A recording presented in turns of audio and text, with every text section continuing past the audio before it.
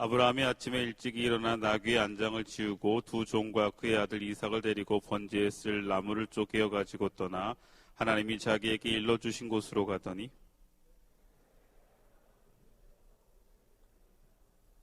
이에 아브라함이 종들에게 이르되 너희는 나귀와 함께 여기서 기다리라. 내가 아이와 함께 저기 가서 예배하고 우리가 너희에게로 돌아오리라 하고.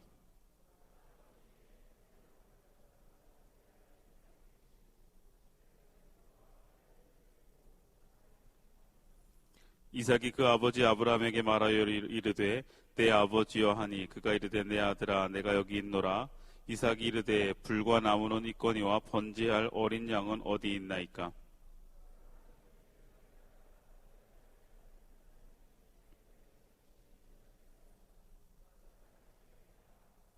하나님이 그에게 일러주신 곳에 이른지라. 이에 아브라함이 그곳에 제단을 쌓고 나무를 버려놓고 그의 아들 이삭을 결박하여 제단 나무 위에 놓고 손을 내밀어 칼을 잡고 그 아들을 잡으려 하니. 아멘. 오늘 우리에게 주신 하나님의 말씀입니다. 자리에 앉겠습니다. 할렐루야. 자, 우리 앞뒤 좌우 우리 눈빛으로 또 우리 마스크를 쓰고 있지만 또 그렇게 축복합시다. 당신은 소중합니다.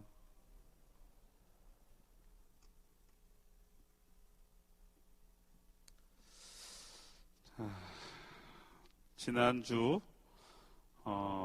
부터 우리가 이제 순종에 대한 챕터가 시작이 됐습니다. 그래서 지난 시간에 순종 챕터 8-1 순종의 이해에 대한 부분들을 했고, 이제 오늘부터 순종의 실천에 대한 부분들을 몇 번에 걸쳐서 이야기하려고 합니다. 지난주에 제가 순종에 대한 이야기를 하면서 말씀을 의지하고 그것에 행동하는 것이다 라고 이야기했는데, 그래서 우리 셀별로 끝나고 난 다음에 셀장이 2부 순서가 끝나고 선착순으로 두 셀에게 달고나 밀크를 제가 배달을 하겠다 그랬더니 또 고맙게도 바로 이렇게 연락 준 셀 두 셀이 지난주에 달고나 밀크를 같이 먹었어요. 그래서 그걸 제가 준비하면서 이거 그냥 한 번만 하지 말고 계속 해야겠다 라는 생각이 들었어요. 그래서 요번 주부터 계속 지난주부터죠. 계속 2부 순서가 끝나고 회장이 그것 때문에 약간 컴플레인 거는 리더도 있더라고요. 분명히 회장이 자 했습니다 다 하고서 올려야 되는데 중간에 올리는 사람들 중간에 올렸다고 이렇게 얘기를 하는데, 일단은 뭐 제가 최대한 체크해서 보겠지만 어쨌든 선착순 두 셀, 요번 주도 두 셀은 제가 셀 모임 때 달고나 밀크를 같이 제가 만들어서 배달을 하고 그러면서 좀 얼굴도 보고 이렇게 하려고 하고요. 지난주에 먹은 셀은 요번 주엔 참여하지 않았으면 좋겠습니다.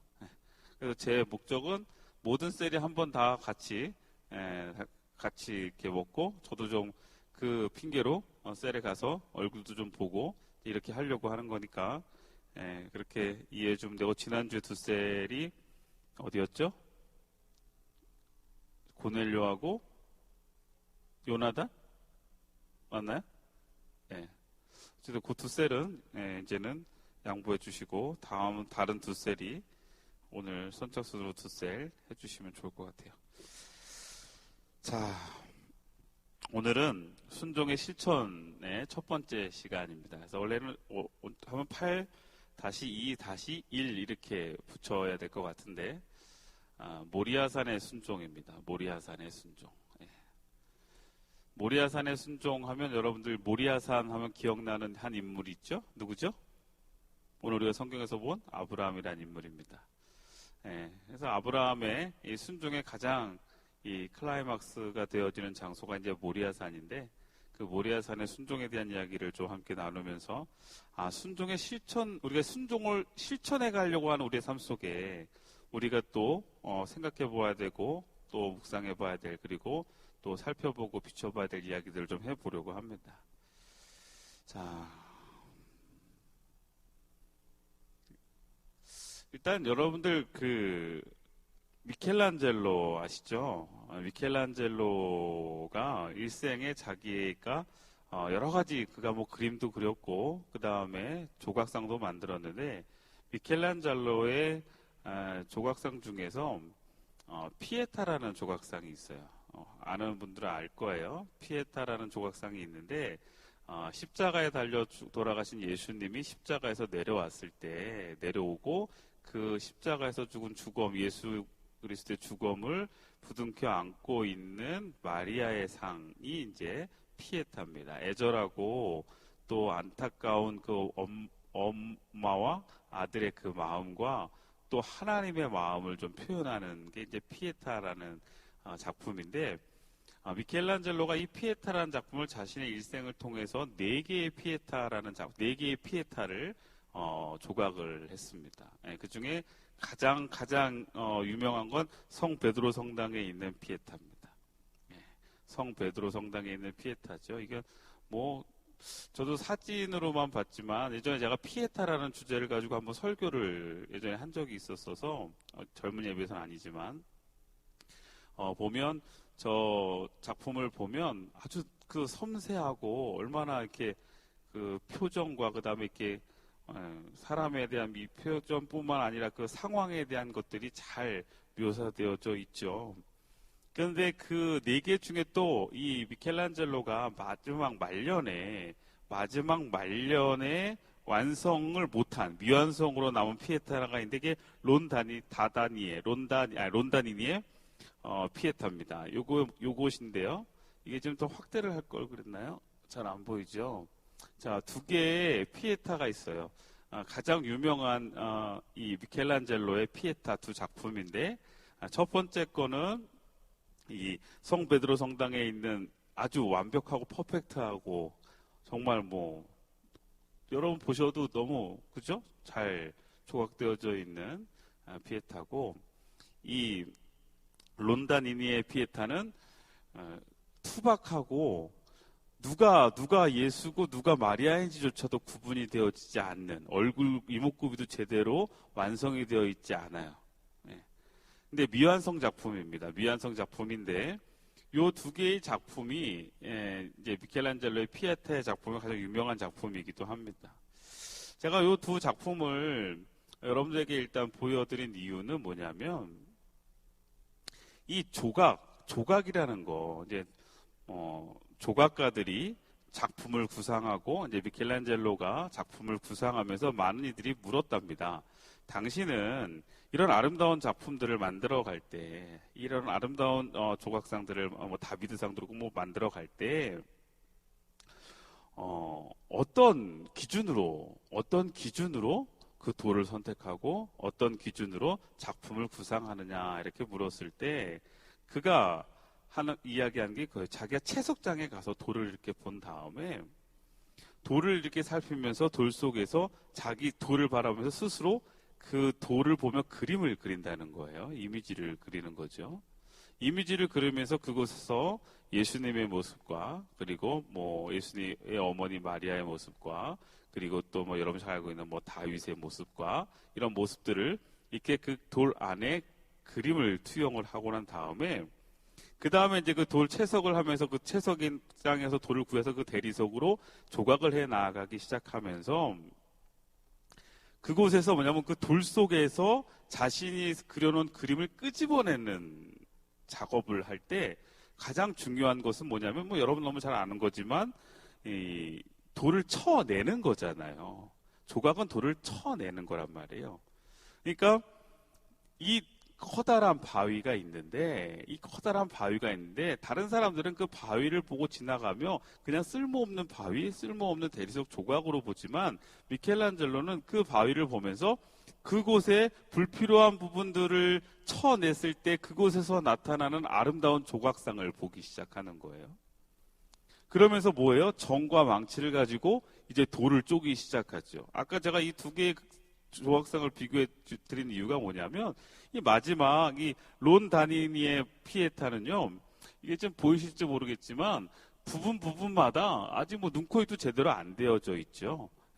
그런데 저 작품을 보러 가는 사람들의 피드백들을 보면 정말 애절한 그 하나님의 사랑과 예수 그리스도의 십자가의 희생에 대한 그 사랑이 정말로 전달되어지는 작품 중에 하나다. 뭐 이렇게 많은, 여러분 혹시나 기회가 되면 블로그를 보시면, 저도 이제 블로그에 이렇게 내용들을 살펴보다 보면 거기서 감동받은 사람들이 적어놓은 글들을 좀 보게 되는데, 조각할 때 조각가들이 가지고 있는 조각의 모습에 보면 바위와 대리석들을 쳐 나아갈 때 그 조각되어지는 바위들이 자신들의 그 조각들을 떨쳐버리고 떨어져 나가는 과정 중에 이제는 하나의 작품이라는 것이 형성되고 만들어지는 거예요.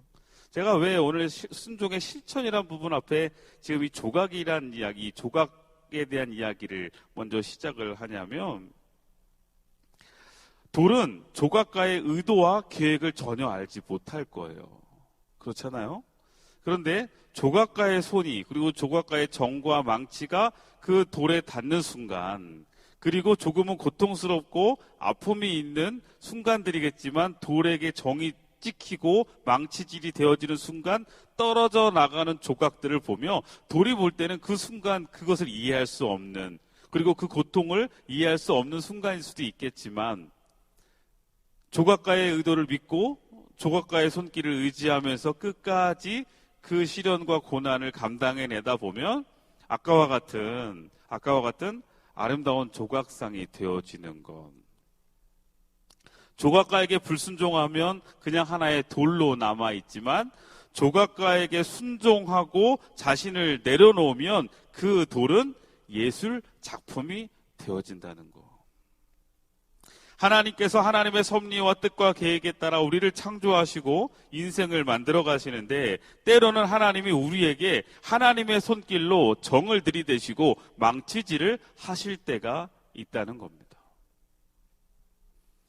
그리고 난 다음에 그 망치질과 정이 때로는 우리의 인생과 우리의 삶 속에 아픔이 되어지기도 하고 고통이 되어지기도 하고 이해할 수 없는 상황이 되어질 수도 있지만, 우리가 하나님을 온전히 신뢰하고 하나님을 바라보며 하나님의 섭리를 믿음으로 나아가고 믿음으로 순종하는 이들이라면, 그 하나님의 손길을 통해 내 인생이, 내 삶이, 그리고 내 영혼이 하나님이 보시기에 아름다운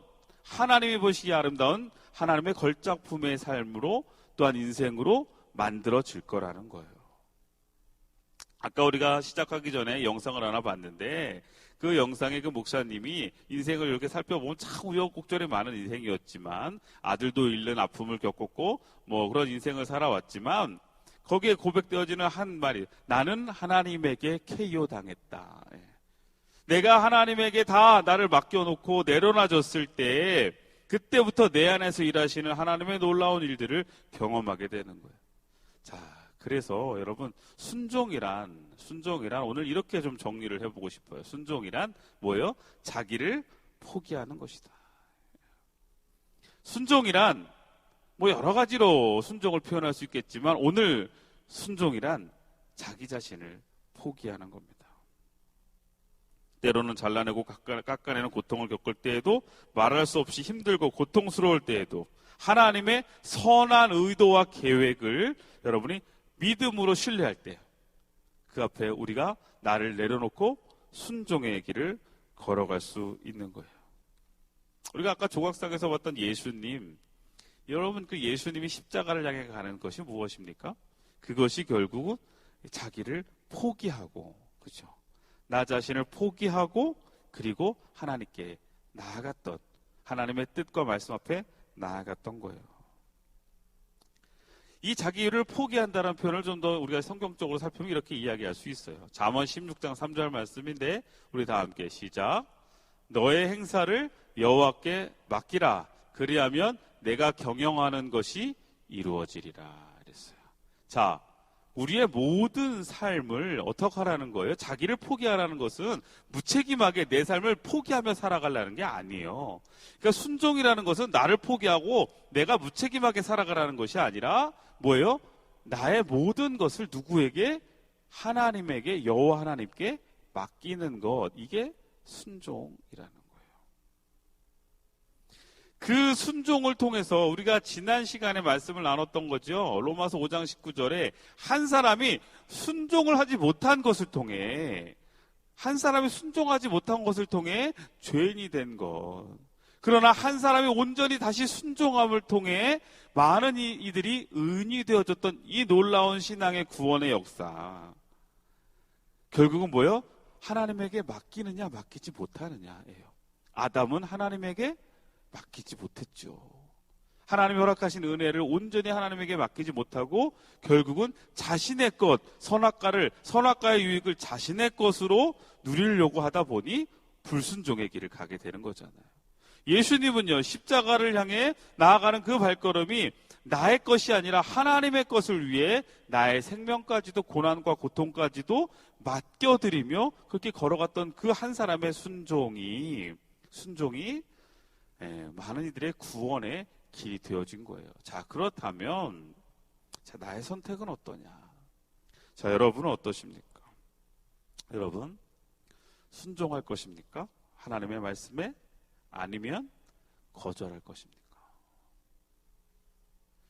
여러분의 인생과 여러분의 삶 속에 끊임없이 하나님의 계획과 하나님의 말씀이 우리에게 선포되어지고 또 우리에게 찔림이 올 때 여러분은 그것을 순종하시겠습니까?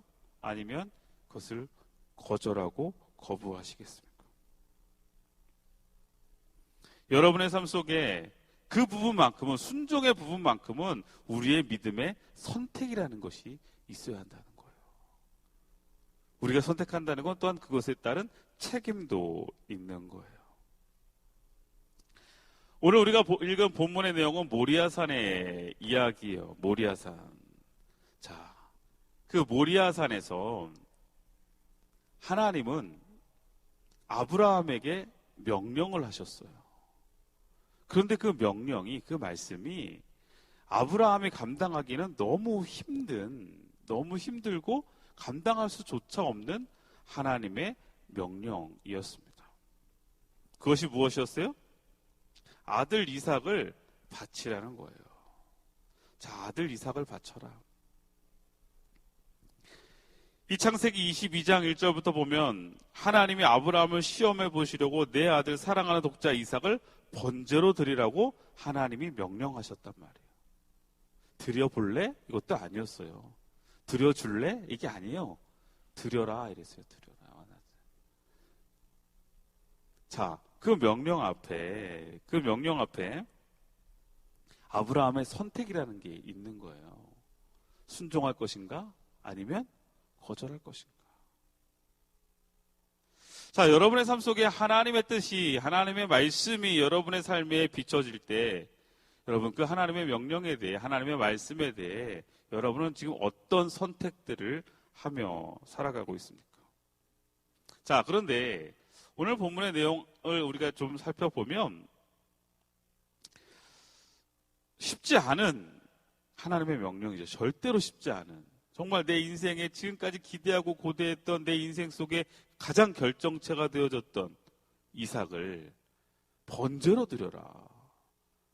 번제로 드리라는 건 그냥 각을 떠갖고 불에 태워갖고 드리라는 거예요. 자, 지금 이제 이 하나님의 명령에 대해서 이 아브라함은 선택해야 됩니다. 순종할 것이냐, 거절할 것이냐. 자, 그런데 우리가 하나님의 말씀에 대해서 순종하며 나아가려고 할 때 우리에게 끊임없이 그 순종하지 못하게 하는 나름대로 우리 안에 걸림돌들이 있죠. 자, 오늘 본문에서는 어떤 것들이 있었을까요? 일단 하나님의 명령은, 아브라함은 아마 이런 생각을 할 수 있었을 거예요. 하나님의 명령은 뭐예요? 이건 논리적으로 모순이다. 왜요? 왜 하나님의 지금 이삭을 바치라고 하는 이 명령이 논리적인 모순이 될까요? 자, 창세기 17장 19절을 보면, 자, 창세기 17장 19절 우리 다 함께 시작.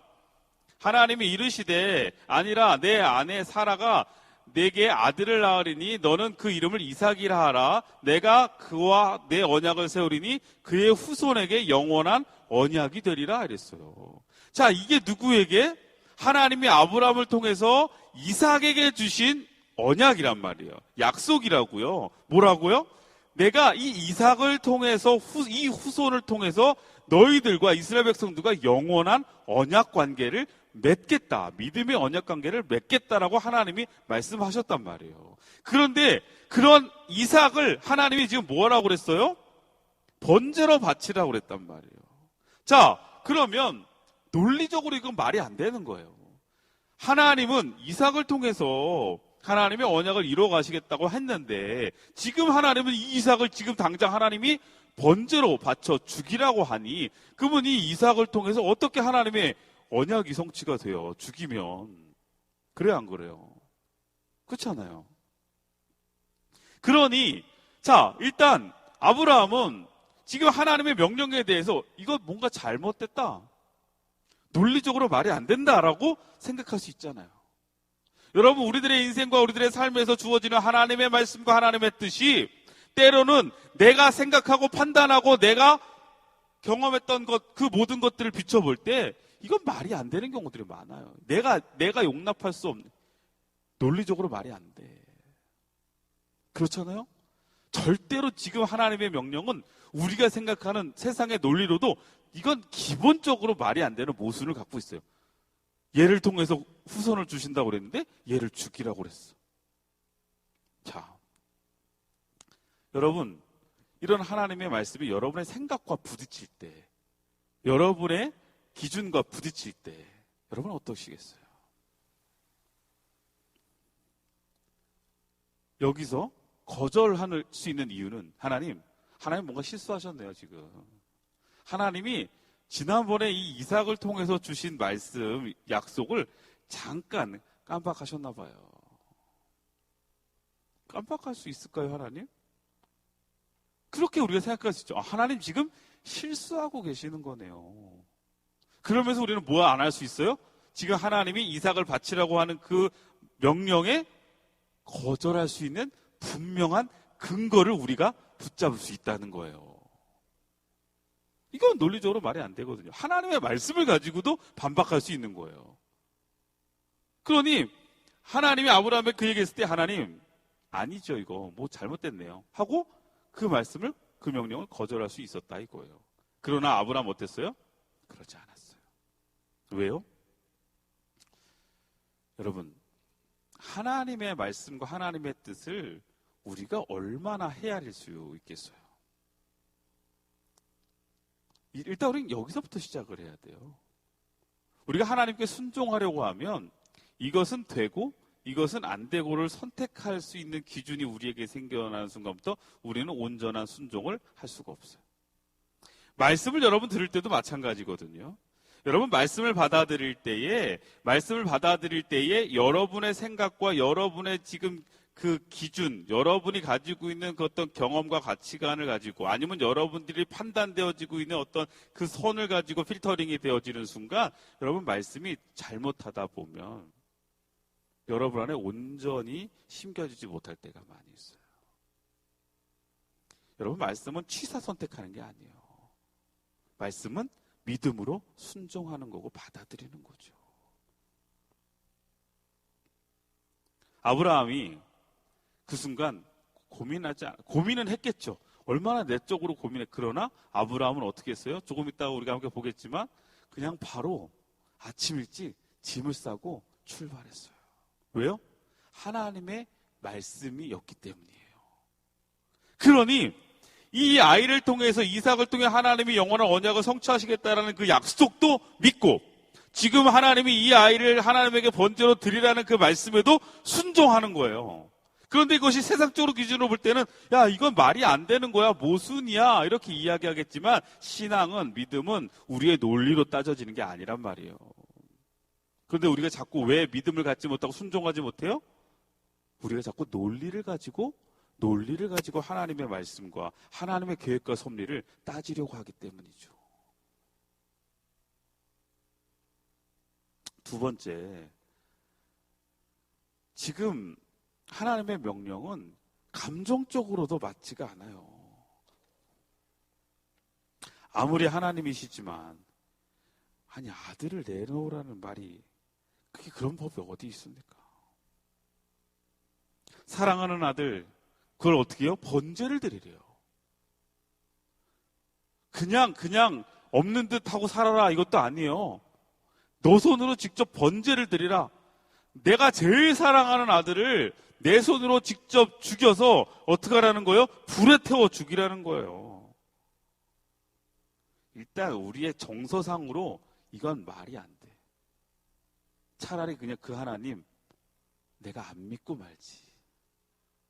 여러분한테 이 정도까지 아니어도 하나님의 요구가 여러분의 감정에 건드려지고 여러분이 지금 붙잡고 있는 감정에 부딪힌다면 여러분 어때요? 내 감정에 부딪히는 순간 하나님의 말씀, 하나님의 명령 여러분 순종하지 않고 어떻게 해요?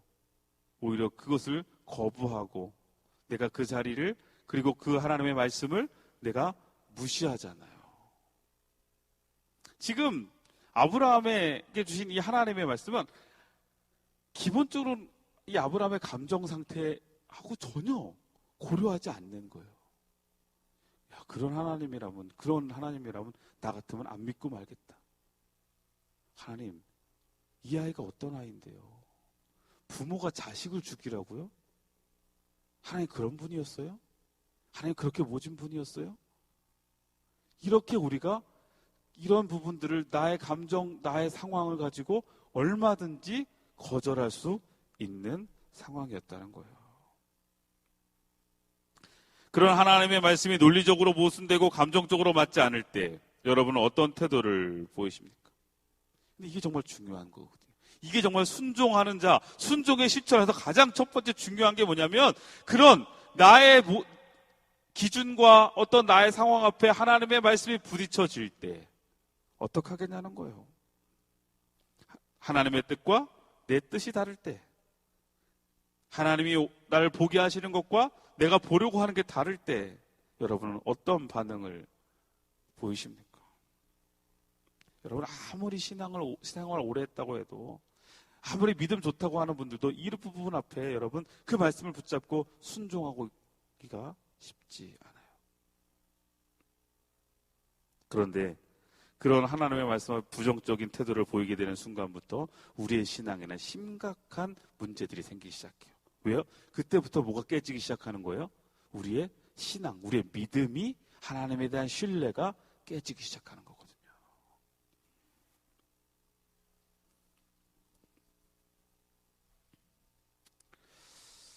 여러분, 순종은요, 핑계하지 않는 겁니다. 어떠한 이유에서라도, 어떠한 상황에서라도 하나님의 말씀 앞에 우리는 핑계하지 않는 것. 이게 뭐예요? 순종이에요.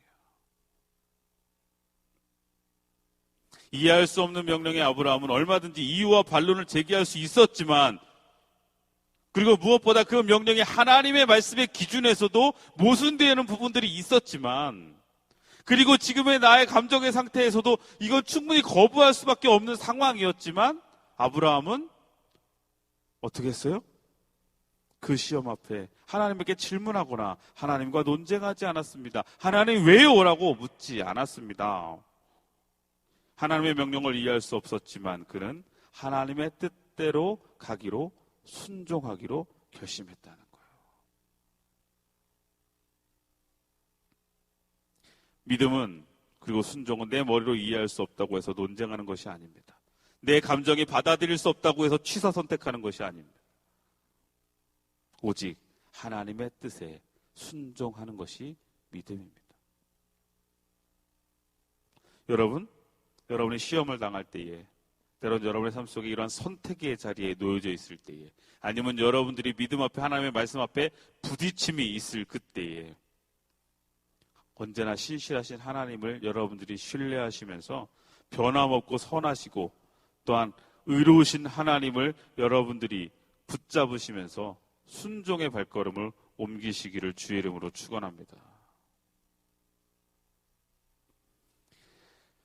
그런 과정 앞에 이 아브라함의 발걸음이 창세기 22장 오늘 본문 말씀 3절인데 아브라함이 아침 일찍 일어나 나귀 안장을 지우고 두 종과 그의 아들 이삭을 데리고 번제에 쓸 나무를 쪼개가지고 떠났어요.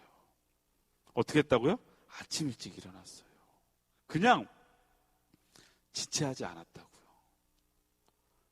순종을 여러분, 우리가 생각하는 순간부터 이미 우리는 이것이 하나님이 원하시는 하나님의 뜻인지를 알고 우리가 살아가는데, 그것을 우리가 지체하는 순간부터 그 시간이 길어지면 길어질수록 사단은 끊임없이 우리에게 속삭이죠.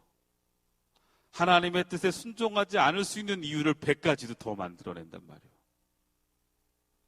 그럴 수밖에 없는 이유와 상황들을 나에게 끊임없이 만들어낸단 말이죠. 그래서 아브라함은 바로 일어나 갔어요. 여러분, 중요한 건 우리가 순종할 때 이 순종을 방해하는 장애물들을 차단해내는 우리들의 실천들이 필요하다는 거예요. 즉각적으로 순종하라. 장애를 제거하라는 거예요. 또 어떤 장애들이 있었을까, 아브라함에게. 4절에 보니까 제3일에 아브라함이 눈을 들어 그곳을 멀리 바라본지라 이랬어요. 무슨 얘기냐면, 이제 그러고 난 다음에 아브라함하고 이삭하고요, 두 종하고 같이 어디를 가는 거예요? 모리아산으로 가는 거예요. 모리아산으로 가는데 가는 시간이 얼마나 걸려요? 3일이라는 시간이 걸린다고. 즉각 출발을 하긴 했지만, 내가 즉각 순종하며 출발했지만 가서 바로 하는 것이 아니라 어때요? 3일이란 시간 동안 이삭을 데리고 모리아산으로 가는 여정이 있었다는 거예요. 시간이 있었다는 거예요. 그 시간은 어땠을까요, 여러분? 여러분, 어땠을까요? 3일이라는 시간 동안 모리아산을 걸어가고 있는 아들을 데리고 이삭을 데리고 걸어가고 있는 그 아브라함의 마음 어땠을까요?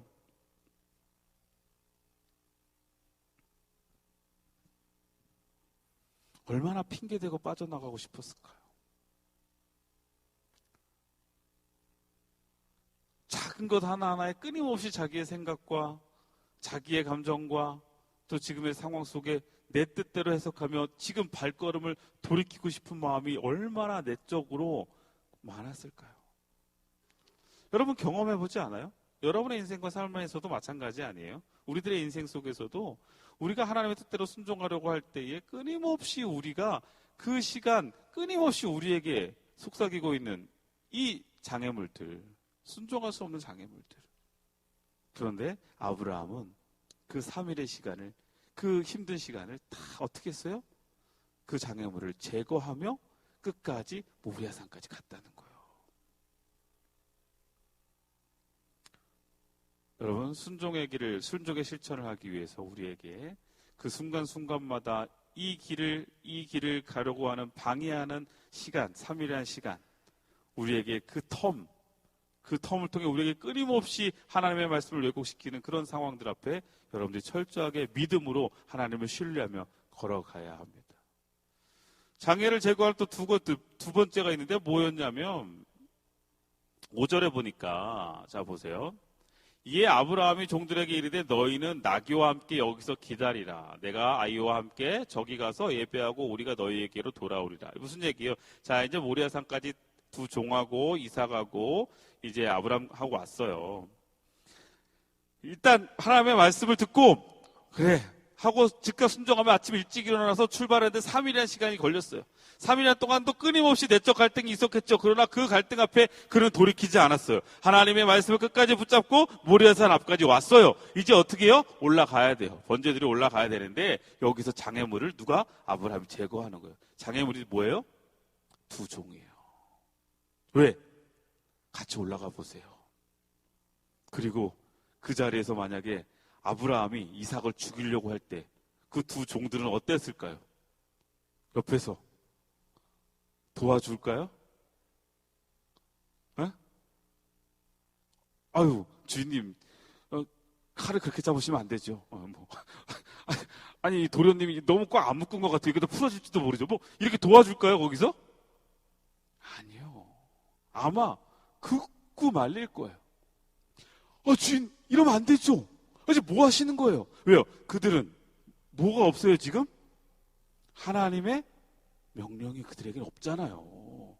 그들에게는 하나님의 말씀이 지금 없잖아요. 그러니 지금 아브라함이 이삭을 죽이려고 하는 이 행동을 그들이 이성적으로 받아들일 수 있어요? 동의할 수 있어요? 없단 말이에요. 그러면 그들은 100% 어떻게 해요? 지금 주인이 미친 거 아니에요? 정신 나간 거 아니에요? 지금 뭐 하시는 거야 하면서 아브라함을 하나님의 뜻대로 이삭을 바치려고 하는 그 순간을 어떻게 할까요? 방해하겠죠.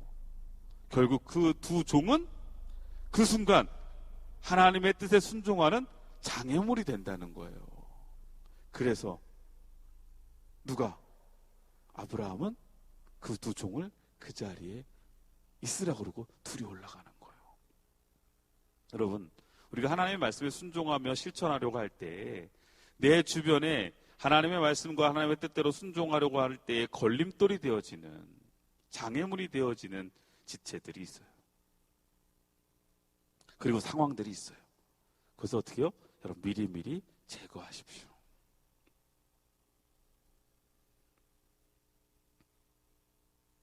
자, 그리고 난 다음에 마지막 그 실천을 하려고 하는데 이 아브라함에게 이삭이 일격을 가해요.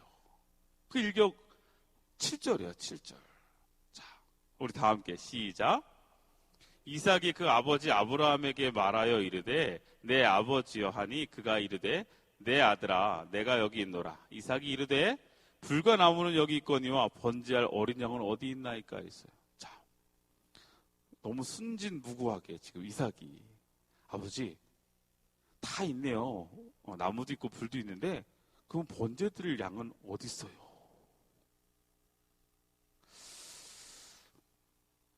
그는 모든 핑곗거리, 그는 모든 방해물을 다 철저히 차단하며 지금 모리아산까지 올라갔는데, 그리고 이제 단 둘이서 모리아산에 올라가 마지막으로 이삭을 하나님께 번제로 드리면 되는데, 근데 이삭이 보니까 이상한 거예요. 제사를 드리러 간다고 하는데 제물이 없네요. 그래서 이렇게 묻는 거죠. 아버지, 번제할 어린 양이 어디 있어요? 자, 그냥 어쩌면 무심코 던진 이삭의 질문일 것 같지만 이 질문을 듣고 있는 아브라함의 심정을 한번 여러분 생각해 봐요. 아브라함은 지금 꾹꾹 참고 있는 거거든요. 근데 이제 마지막 순간 둘이 있는데 아버지 번제할 양이 없어요.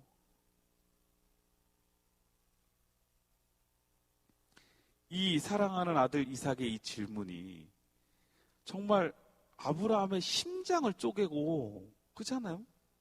얼마나 가슴 아팠겠어요. 이게 원래 보통 드라마상이라고 이러면 어떻게 돼요? 갑자기 이삭은, 아브라함은 눈물이 뻥 터지면서 엉엉 울면서 그래 내가 미쳤구나. 내가 잘못했, 내가 너를 하면서 아마 부둥켜 안고 엉엉 울면서 내가 지금 정신이 나갔나 보다. 다시 하나님께 내가 기도해 봐야겠다. 아마 이러면서 뭔가 이렇게 하면서 이게 끝나는 게 해피엔딩 아니에요? 드라마로 보면? 그렇지 않겠어요?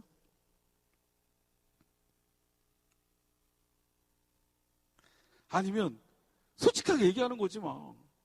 야, 하나님이 널 바치라고 그랬어. 야, 말도 차라리 내가 죽게, 내가. 차라리 내가 죽지 뭐. 너 대신 내가 죽고 막 하면서 뭐 이렇게 되는 게 이제 우리가 일반적이지 않겠냐는 거예요. 그러나 아브라함은요, 그 순간도 흔들리지 않아요.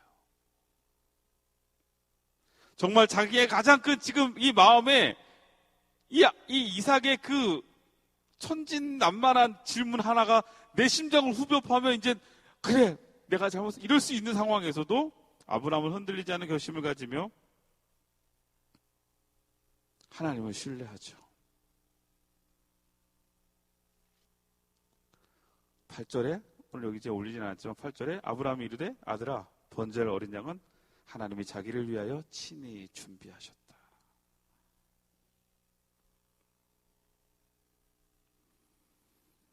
자, 여러분, 순종의 실천.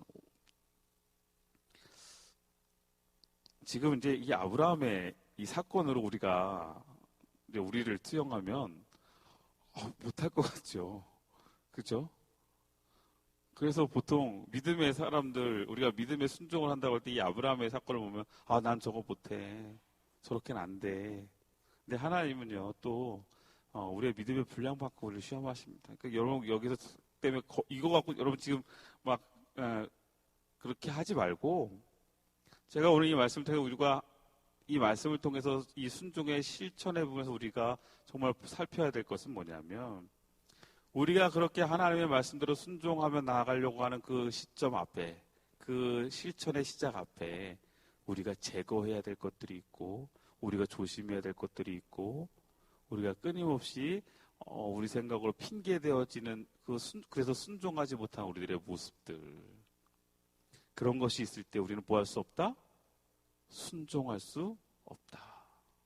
그러나 순종해야, 내가 자기를 포기하고 하나님의 말씀대로 뜻대로 내려놔야 온전한 순종이 나타나는데, 그 순종을 통해 하나님은 우리가 아까 처음에 함께 봤던 그 작품의 모습들처럼 하나님이 뜻하시는 그런 아름다운 작품들로 우리의 인생과 우리의 삶이, 우리의 영혼이 세워질 거라는 믿음을 가지시라는 겁니다. 그렇다고 하나님께서 당장 여러분들에게 지금 여러분에게 이런 아브라함에게 요구를 하시지 않아요. 근데 여러분, 아브라함은 지금 이렇게 이삭을 데리고 모리아산으로 올라갈 수 있었던 분명한 근거는 뭐냐? 믿음이었다는 거예요. 어떤 믿음? 하나님의 말씀에 대한 믿음. 하나님이 이삭을 통해 영원한 언약을 세우셨다라는 그 믿음.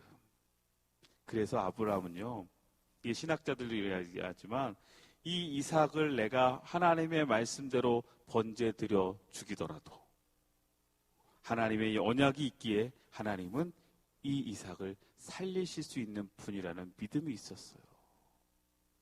그 믿음으로 걸어가는 거예요. 그것은 우리의 논리, 우리의 이성을 뛰어넘는 하나님을 향한 온전한 믿음이에요.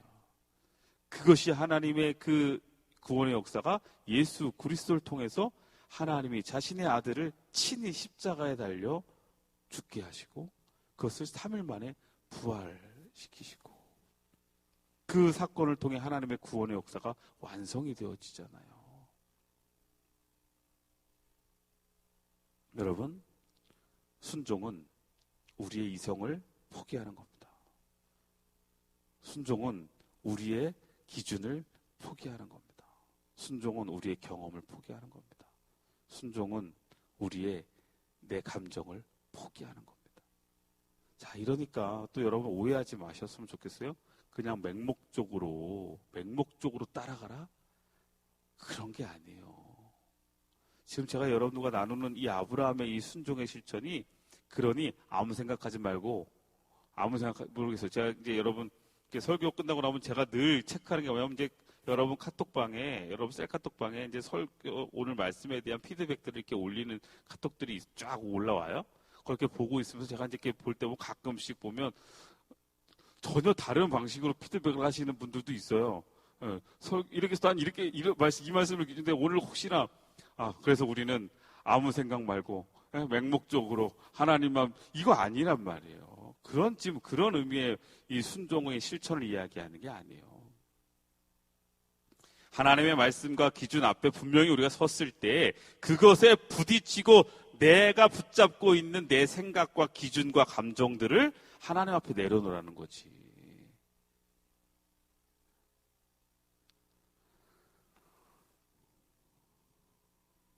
여러분, 이제 우리는 이 순종의 실천을 시작해야 될 때입니다.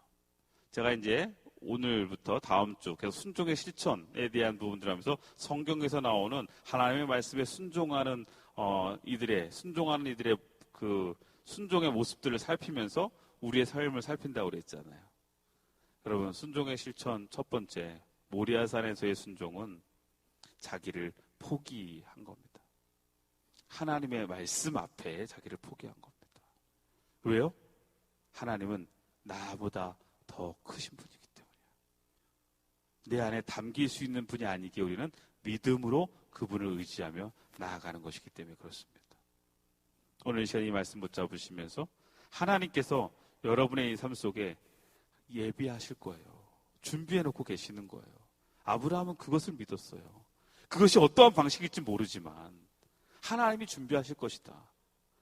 이 아이에 대한 하나님의 약속이 있으니. 그렇다면 하나님의 약속은 여러분에게도 동일하게 세워져 있기에 여러분의 인생 속에서도 하나님은 준비하고 계시다는 거예요. 여호와 이레의 하나님이시라는 거예요. 그러니 여러분 그 하나님을 신뢰하며 오늘 여러분의 삶의 자리에서 선택의 순간이 놓여져 있을 때 하나님을 의지하며 순종하며 나아가시기를 주의 이름으로 축원합니다. 기도하겠습니다.